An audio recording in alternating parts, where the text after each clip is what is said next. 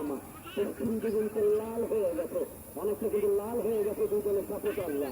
একদিকে সুযুক্ত সাপোর্টাররা দেখা যায় দুটো জেলা সাপোর্টার নিয়ে বসে দশটা ব্যক্তি করেছিলেন দল থেকে ধরবার জন্য, বুঝতে পারেনি ভালো কিছু ঘটনায় চলে গেল।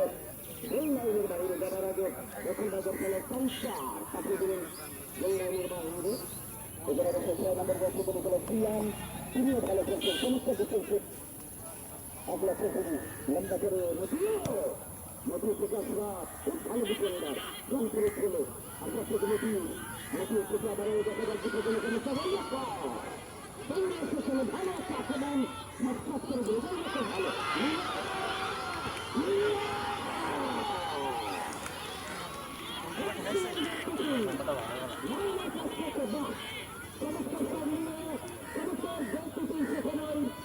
নয়নের কাছ থেকে নয়